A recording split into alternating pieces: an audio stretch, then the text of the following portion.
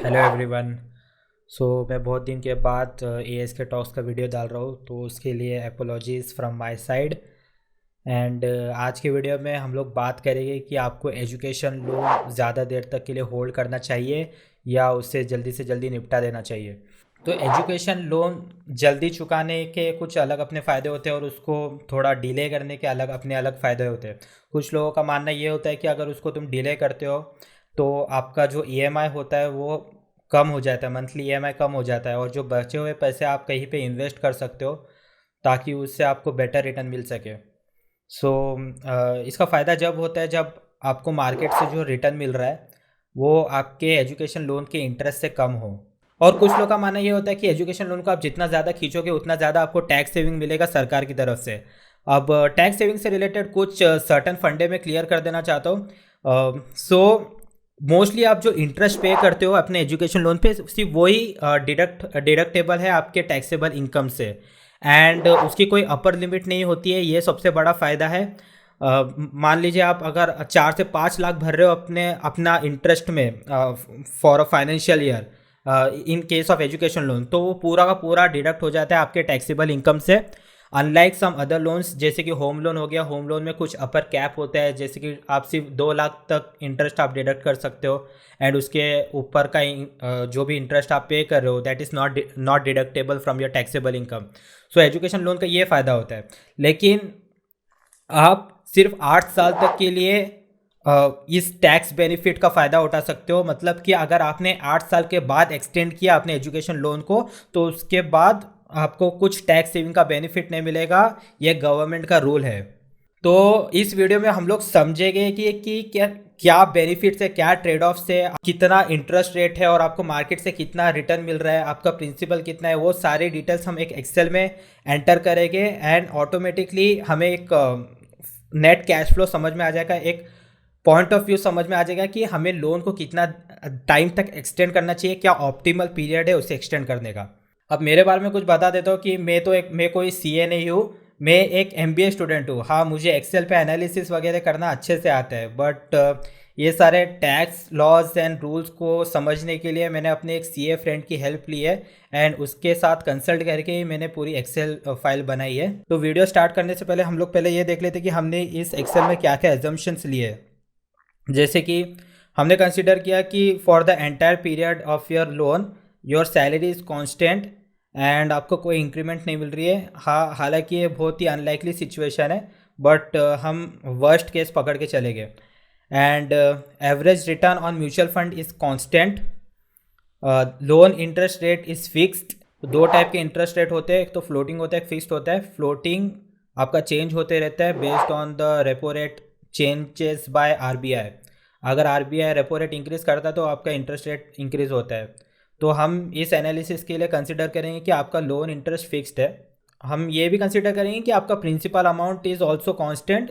इसका मतलब है कि इस पीरियड में आपने कोई दूसरे लोन नहीं लिए हो, जैसे कि हो गया होम लोन, कार लोन। हम उन सारे लोन्स को इसमें कंसिडर नहीं करेंगे। और हाँ, फिफ्थ एजम्पशन ये है कि हम जो भी एसआईपी भर रहे हैं या जो भी ईएमआई पे कर रहे हैं उसमें हम ईयरली इंक्रीमेंट्स नहीं कर रहे। जनरली ऐसा होता है कि अगर आपकी सैलरी 10% से इंक्रीज़ होती है तो आप अपने एसआईपी और ईएमआई को भी उसी प्रोपोर्शन से, मतलब समझो 10% से इंक्रीज़ कर देते हो।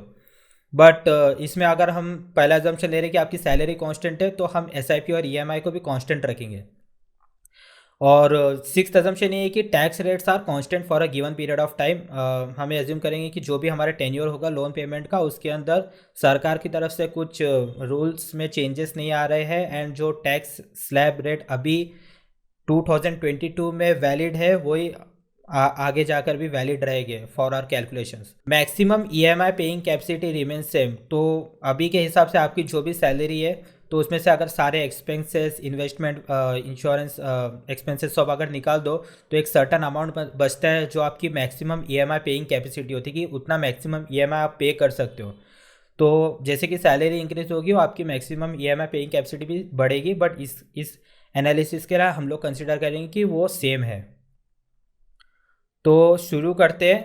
ऑप्शन हम इस एक्सेल में हम क्या कर रहे हैं, हम दो ऑप्शंस को कंसिडर कर रहे हैं, एंड दो ऑप्शन में हम लोग लास्ट में निकालेंगे नेट कैश फ्लो। तो जैसे कि समझो, मान लो हमने ऑप्शन वन कंसिडर किया कि पहला हम 5 साल में लोन पूरा कंप्लीट कर देंगे, और दूसरा ऑप्शन कंसिडर किया कि 10 साल में हम लोन को कंप्लीट कर देंगे। तो आपने जो भी ऑप्शन सेलेक्ट किया उसके अकॉर्डिंगली आप eight the end of the 10th year क्या है, पॉजिटिव आपका बैलेंस जो भी है पॉजिटिव में है नेगेटिव में है, वो हमें समझेगा इस एक्सेल के एनालिसिस के थ्रू। तो उसके बेसिस पे हम डिसीजन ले सकते हैं। अभी कुछ समझ में नहीं आ रहा तो ज़्यादा टेंशन लेने की ज़रूरत नहीं है, मैं एक स्टेप बाय स्टेप सब एक्सप्लेन करूँगा। तो इस एक्सेल में जो भी येलो एरिया दिख रहा है आपको वो एडिटेबल है, आप उसको एडिट कर सकते हो। जैसे कि लोन अमाउंट हो गया, तो लोन अमाउंट आपका जो भी प्रिंसिपल अमाउंट है वो आप इधर एंटर कर देना। तो हमारे एनालिसिस के लिए हम कंसिडर करते हैं कि 25 लाख का आपने एजुकेशन लोन लिया है at a rate of interest of 7%, और पहला ऑप्शन में हम कंसिडर करते हैं कि हम इसको 5 साल में ख़त्म कर देंगे। तो अगर 5 साल में आपने इसको ख़त्म करने का डिसीजन लिया तो आपको अराउंड इतना ईएमआई भरना पड़ेगा, 49,503 इतना ईएमआई भरना पड़ेगा, और इतना इंटरेस्ट आपको पे करना पड़ेगा फॉर द 5 ईयर पीरियड। तो ये शॉर्ट टर्म ड्यूरेशन है, तो इसके लिए हम कंसिडर कर रहे हैं कि आप कुछ एसआईपी नहीं भर रहे, आप पूरा का पूरा जो भी आपका 49,000 का जो भी ईएमआई है, आप पैसा है वो पूरा ईएमआई में डाल रहे हो, आप कुछ भी एसआईपी नहीं भर रहे हो। अभी ऑप्शन 2 में हम देखेंगे कि वही आपका लोन अमाउंट है, वही रेट ऑफ इंटरेस्ट है, लेकिन इधर आपने डिसाइड किया कि आप उसको 10 साल में रीपे करोगे। तो उस हिसाब से आपकी ईएमआई भी कम हो जाएगी, 49,000 49,000 से 29,000 ईएमआई हो गई आपकी, और जो क्यूमुलेटिव इंटरेस्ट होगा वो आपका भी इस बार बढ़ गया। अब देखोगे ऑप्शन 1 में आप 4,70,000 भर रहे थे, और अभी यहाँ पे 9,83,000, क्योंकि उसका टेन्योर बढ़ गया, डेफिनेटली इंटरेस्ट भी बढ़ेगा। अब ये जो एसआईपी है, तो इसका मतलब है कि आप इनिशियली जो 49,000 भर रहे थे, अभी वो कम होकर आपका 29,000 ईएमआई हो गया है, और जो बैलेंस पेमेंट जो बच रहा है आपका, वो आप उसको एसआईपी में इन्वेस्ट करेंगे किसी अच्छे म्यूचुअल फंड में। तो बाकी का 20,000 रुपया जो आपका बच रहा है वो आप एसआईपी में इन्वेस्ट करोगे।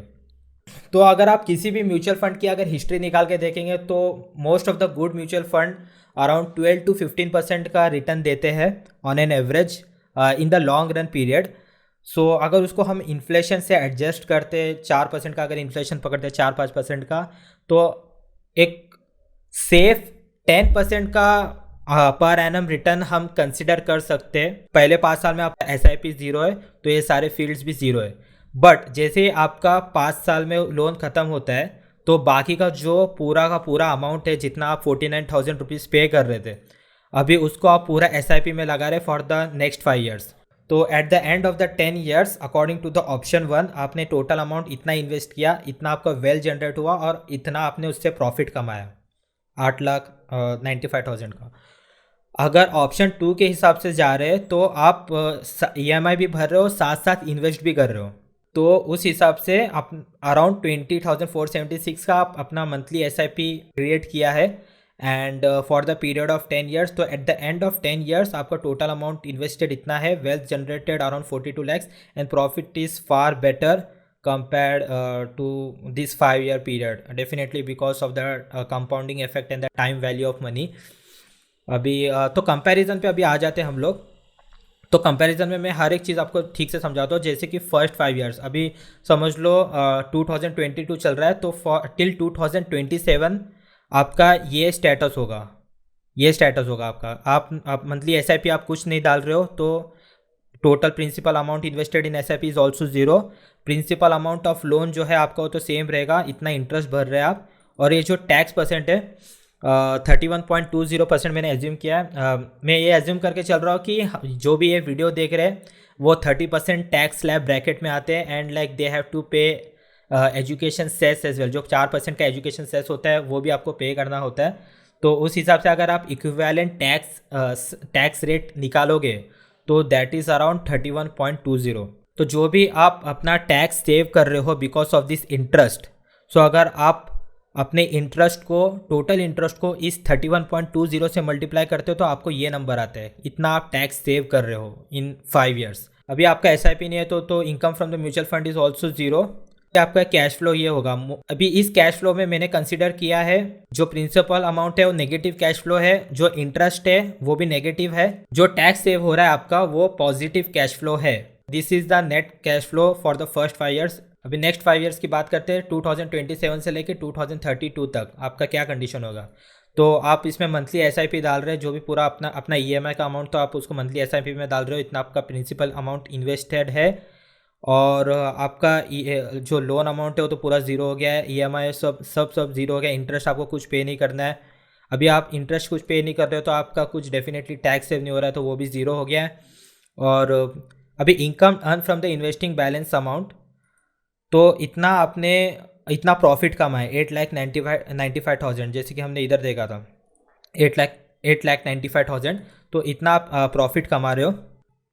अभी जो भी हम प्रॉफिट अर्न करते हैं म्यूचुअल फंड्स पे, तो अगर आप उसको 1 साल के अंदर उसको विड्रॉ करते हैं तो उस पर short term capital gain tax लगता है अराउंड 15% का। अगर उसको 1 साल से ज़्यादा होल्ड करके अगर आपने उसको विड्रॉ किया तो उस पर long term capital gain tax लगता है अराउंड 10% का। अगर उस पर आप अगर सेस वगैरह भी भरोगे तो इतना इक्विवेलेंट टैक्स रेट होता है 10.40% का। अभी जो भी आप इनकम अर्न करते हो उसमें से up to 1 lakh rupees is exempted, यानी कि उसके ऊपर कोई टैक्स नहीं लगता है। तो जो 1 लाख के ऊपर जो एक्स्ट्रा इनकम होती है उसके ऊपर आपका टैक्स लगता है। तो 8,95,000 में से -1 लाख करना, जो बाकी के 7,95,000 है उसके ऊपर 10.40% का टैक्स लगेगा। तो this is the tax you have to pay on your investment income. तो इसमें हमने कंसिडर किया है जो मंथली एसआईपी आप जो भर रहे हैं, मतलब जो प्रिंसिपल अमाउंट है, this is the positive cash flow, ये आपका ही पैसा है, कहीं जा नहीं रहा है। और ये जो आप इनकम अर्न कर रहे हैं ये भी पॉजिटिव है, पॉजिटिव कैश फ्लो, लेकिन उसके ऊपर आप जो टैक्स भर रहे हो वो नेगेटिव कैश फ्लो है, वो आपकी जेब में से जा रहा है। तो इसको अगर हमने पूरा कंसिडर किया तो इतना आपका पॉजिटिव कैश फ्लो आता है eight the end of those 5 years, मतलब कि 2032 तक।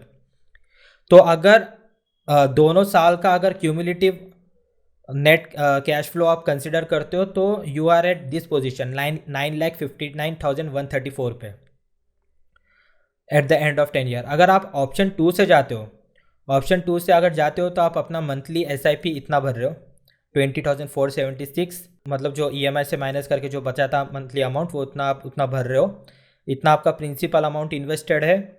अभी tax saved because of interest, तो इधर एक इंटरेस्टिंग पॉइंट है, आप लोन पे कर रहे हो 10 साल तक के लिए, लेकिन आपका जो भी टैक्स सेव होगा वो सिर्फ 8 साल तक के लिए होगा। 8 साल तक के लिए आपने जितना भी इंटरेस्ट भरा उसी के ऊपर आपका टैक्स सेव होगा। बाकी के 2 साल जो आप इंटरेस्ट पे कर रहे हैं उस पर कुछ टैक्स सेविंग नहीं मिलेगा आपको, सो हम उसको कंसिडर नहीं करेंगे। The income earn from investing balance amount, इतना आप प्रॉफिट कमा रहे एंड उस पर आप इतना टैक्स भर रहे, अराउंड 1,73,000 का आप उतना टैक्स भर रहे।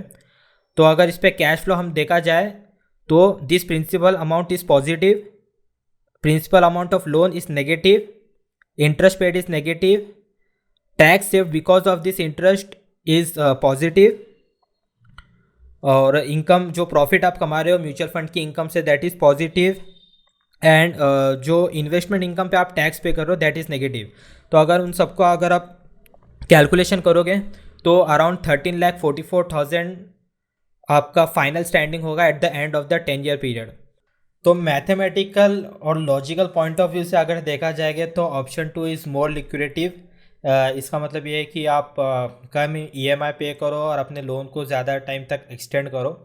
अब ये ऑप्शन वैलिड इसलिए लग रहा है क्योंकि इसमें हमने जो इंटरेस्ट रेट पकड़ा है 7% का पकड़ा है, और जो मार्केट से रिटर्न हमें मिल रहा है वो अराउंड 10% का हमने पकड़ा है। तो उसके कंपैरिजन में हमें ऑप्शन 2 ज़्यादा लिक्विडेटिव लग रहा है। बट मैं सजेस्ट करूँगा कि आप इस टेम्पलेट में अपना जो भी लोन का इंटरेस्ट हो वो एंटर करना, और आपके हिसाब से आपको क्या लगता है कि एक्सपेक्टेड रिटर्न क्या मिलेगा आपको मार्केट से, आप जो भी इन्वेस्टमेंट इंस्ट्रूमेंट यूज़ करते हैं। ये तो मतलब मैंने म्यूचुअल फंड सिर्फ एग्जांपल के लिए बताया, आपके अपनी रिस्क प्रोफाइल के हिसाब से आप डिफरेंट टाइप्स ऑफ इंस्ट्रूमेंट्स में इन्वेस्ट कर सकते हैं। तो उस हिसाब से आपको क्या रिटर्न मिलेगा मार्केट से पर एनम बेसिस पे, तो वो आप इसके अंदर एंटर करना, तो आपको एक आइडिया लग जाएगा कि आपको कौन सा ऑप्शन प्रेफर करना चाहिए। आप लोन जल्दी ख़त्म करना इज़ अ बेटर ऑप्शन, और उसको डिले करके उसको होल्ड करना इज़ अ बेटर ऑप्शन। अब ये तो मैंने आपको बता दिया सब analysis and all through Excel, but इसमें मेरा ओपिनियन क्या है। तो मेरा ओपिनियन ये है कि आपको लोन जल्दी से जल्दी ख़त्म करने का सोचना चाहिए। अब इसके अपने अपने अलग फ़ायदे होते हैं, क्योंकि जो अगर एक कोई लाइबिलिटी आपके सर पे से निकल जाती है तो जो साइकोलॉजिकल रिलीफ आपको मिलता है वो आप उसको क्वांटिफाई नहीं कर सकते हो। आप उसको किधर एक्सेल में आप उसको इन टर्म्स ऑफ नंबर आप उसको पुट नहीं कर सकते हो। तो अगर आप 10 साल तक उसको लोन को एक्सटेंड कर रहे हो तो आपके दिमाग में एक टेंशन बना रहेगा कि हाँ मुझे इतना ईएमआई भरना है, मेरा इतना मतलब जेब में से हर बार कट रहा है, मेरी इनकम हमेशा इतनी कट के आ रही है। तो वो एक साइकोलॉजिकल रिस्क होता है। अगर खुदा ना खास्ता अगर आपका जॉब चला जाए इन ड्यूरिंग दिस टेन्योर, तो आप उस ईएमआई को कैसे अफोर्ड करोगे। सो एक it creates a kind of stress. तो ये जो सारी अनसर्टेनिटीज़ है इसको हम कहीं भी अकाउंट में नहीं ले सकते। सो मेरा तो जनरल फाइनेंशियल एडवाइस यही रहेगा कि अगर आप जितना भी आप मैक्सिमम ईएमआई पे कर रहे हो उसको आप मतलब पे करके आप ख़त्म कर दो। तो जैसे कि आपने देखा कि एक ट्रेड ऑफ होता है कि लोन को सर्टन पीरियड तक अगर आप एक्सटेंड करोगे तो आपको कुछ सर्टन बेनिफिट्स मिल रहे हैं, but at the same time आपको उसको जल्दी से जल्दी ख़त्म करना है। अगर उस ट्रेड ऑफ को हम एक ग्राफिकल वे में अगर प्लॉट करते हैं तो कुछ इस तरीके का ग्राफ बनता है। ये ग्राफ बता रहा है कि क्या ऑप्टिमल पीरियड होना चाहिए आपके लोन रिपेमेंट टेन्योर का। तो जैसे कि ये लाइन जहाँ पे कट कर रही है इट मीन्स कि ये जो भी पॉजिटिव कैश फ्लो है ये आपका नेगेटिव कैश फ्लो को ब्रेक करके मतलब आपका जो नेट पॉजिटिव कैश फ्लो वो पॉजिटिव में जा रहा है at this point. It is suggesting you कि आप अपना लोन ड्यूरेशन इतने टाइम तक एक्सटेंड कर सकते हो। अब ये डिपेंड करेगा आपके मैक्सिमम ईएमआई पेइंग कैपेसिटी के ऊपर। आप इस टेम्पलेट में डाल के देख सकते हो।